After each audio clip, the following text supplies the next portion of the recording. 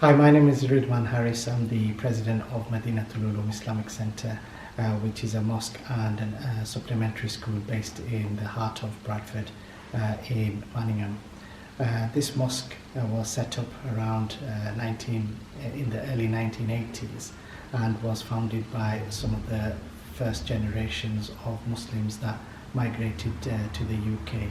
My father was one of those founding members, and he was the initial treasurer and continued to serve in that role right until recently when he fell ill and retired from that post.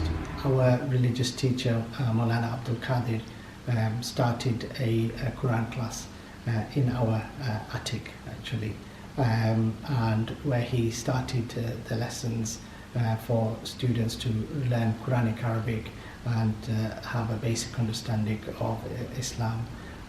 The popularity grew, or should I say outgrew the attic, and in 1984 or thereabouts they found this derelict warehouse on Nesfield Street, which they acquired after a lot of fundraising and set this up as a mosque and madrasa. My father served as a treasurer throughout his work with this mosque, and he was also instrumental in setting this place up.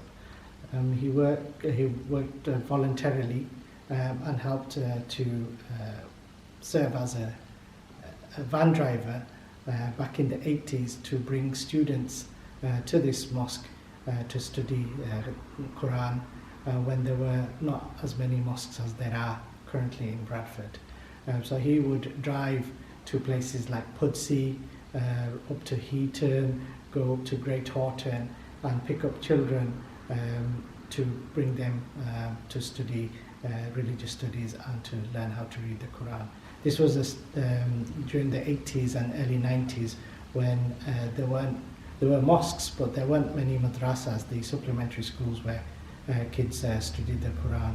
So this was a huge contribution to the community by giving youngsters access to their religious knowledge.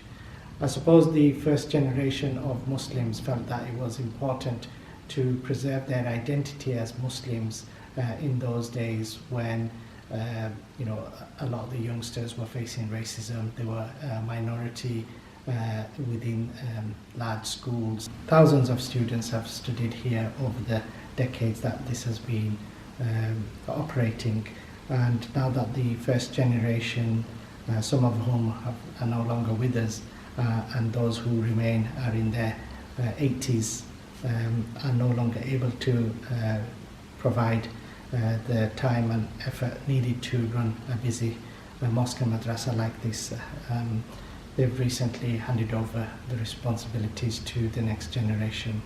So I myself, as the president, are presiding over this mosque at the moment, with the second generation peers who assist me as secretary and treasurer.